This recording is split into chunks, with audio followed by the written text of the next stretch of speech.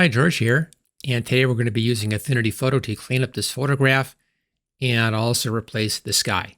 Fairly straightforward, but there are some real serious problems on this. Let me just zoom in here and you can see it right along here.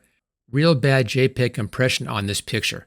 But I have a tool that will clean this up perfectly, and that's from today's sponsor, Aiarty. We'll take a look at that in just a bit. I'll be showing you this project in both Affinity Photo 2, which is this program here, and also Affinity from Canva. Just a slight difference between the two, but I want to show you how it's done in both versions.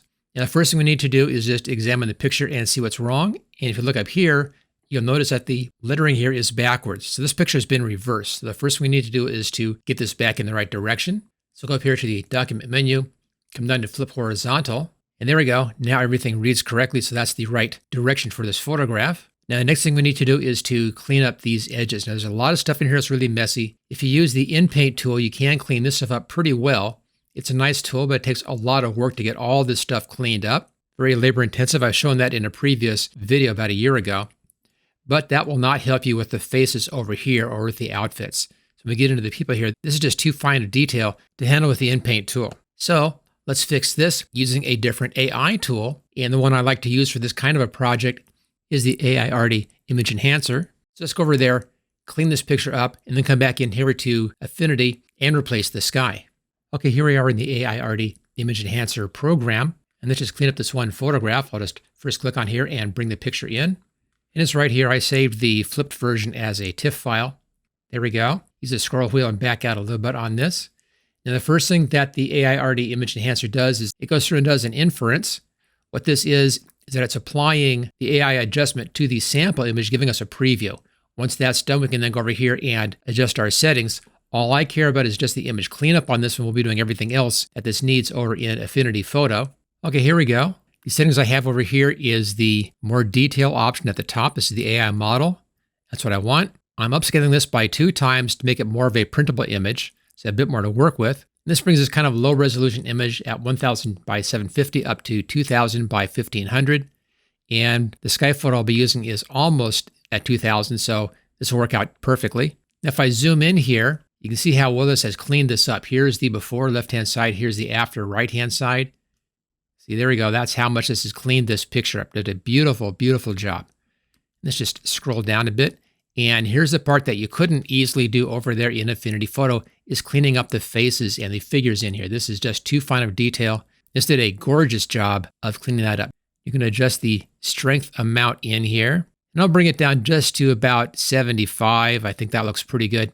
Let's just go over here and take a look at this side. Pretty messy in here, but if we move this over, you can see how that cleaned up everything in there. It also gives us a real easy job of coming in and masking out the sky area. Now, if I go up here, you can see it left a little bit of fuzziness in here. So it's kind of a trade-off. When you're working with the strength setting, you may have to come in and decide what's the most important thing in here, their faces or maybe up around the blades. So I think I'm going to push this back up to the top, look at their faces. Okay, their faces are still all right, but going clear to the top, the blades look a lot nicer. So I think I'll leave this at full strength for this particular image because the main focus of the picture is this plane right here, and the blades are really obvious, so I want to have those as clean as possible. Okay, we're doing just this one picture, and that's all we need to do in here, inside the Aiarty Image Enhancer. Now, if you want to find out about how to use everything else in here, I have a full review video on this program, and I'll leave a link for that in the description. And I'll leave a link for the actual program website at the top of the description so you can take a look at this. Great program for this kind of cleanup of an image. As you saw there, just did a beautiful, beautiful job. So, there's the before and there's the after. Just gorgeous job. Okay, let's come down to export settings. We have a choice of PNG 8 or PNG 16 or JPEG. I'm going to use PNG 16. That should keep the highest level quality as possible. And then single export. And you can save where this goes to by clicking on Browse. I'm just keeping this on my output path for my Aiarty videos, just so it's easy to find and so that it doesn't accidentally overwrite the original image. We'll use this image now over in Affinity Photo. Okay, that's done. We can close this down, go back to Affinity Photo. And here we go. Again, a beautifully cleaned up image and the kind of cleanup that I could not have done here in Affinity Photo. Okay, we now need to mask out the sky. And just in case, I'm just going to make a duplicate of the background here, right click, and let's duplicate that background layer. And I'll hide the original, just to safety, just in case. And this is a fairly complex selection. All these little details in here and around the blades or the cockpit and so forth. Just go up here to the Object Selection tool and let this think about this for a minute.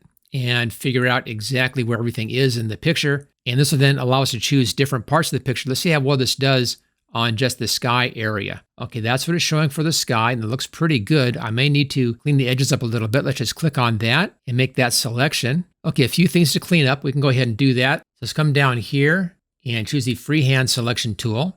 I have this set for the polygonal lasso.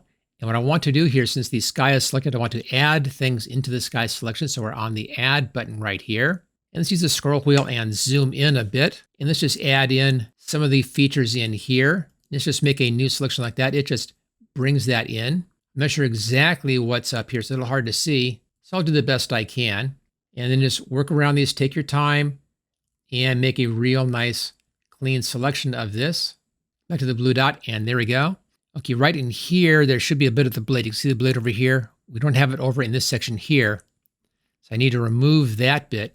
But first, let's add in the sky in here that we're not seeing around the blades. That bit right there. And right down over in here. And there's a blade back in here somewhere. And let's come around and get this edge.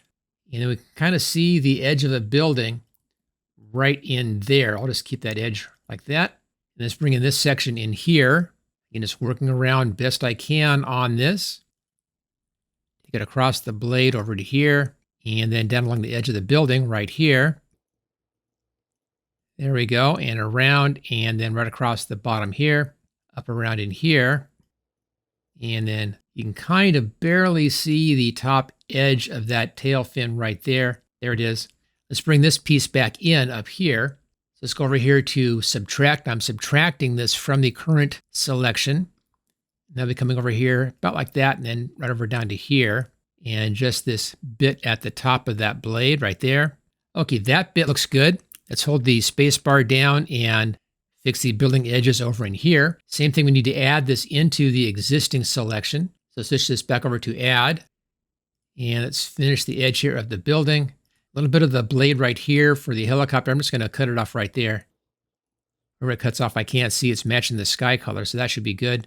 It's a little light or something right here on the edge of the building. Let's keep that. And I'll do this in steps. Let's just get this piece done. There we go. Let's now get the section right over here behind this building. Again, trying to get the detail correct in here. There we go, a little bit right over in here. As you can see, it's a fairly straightforward process. When you're using this tool, make sure you don't click too quickly or the whole thing will collapse and you need to start over again. You don't want to do that. So take your time using this tool and slowly work around to your selections. Okay, I'm going to ignore the part down here. I think this may be part of another building, so I'll just leave that alone. This little bit right up in here.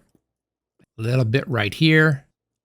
This little spots where the automated selection tool is not working out that well. Now I need to get this white outline right up around here. And it's this bit right in there. I need to add that back into the selection. Again, we're adding in the sky. So kind of working backwards here. And get that piece in there. There we go. Over to this side, that tip looks good. Let's get the stuff in here across the top. And as I'm zoomed in here, you can see how nicely the Aiarty Image Enhancer has cleaned this image up. Just a beautiful job. Okay, come down here. Let's get this little bit right in here. I think I'd like to take this right down to the cockpit and get that bit right in there, up and around, and a little bit right over in here. Now, I may or may not want to do the cockpit itself, the window glass in the cockpit, and allow some sky to show through there. That's kind of a judgment call. The canopy is right back in here, as you can kind of see. There's a little antenna right over in here that's showing. Get that. What I'd probably do if I was going to be taking a lot of time on this image is I would come in and carefully mask out these little window areas in here and do those separately and then do kind of a partial transparency on those areas. I think this will look fine. Now I want to get this antenna in right here. So let's go back over here to subtract because again, I'm subtracting this from the existing selection.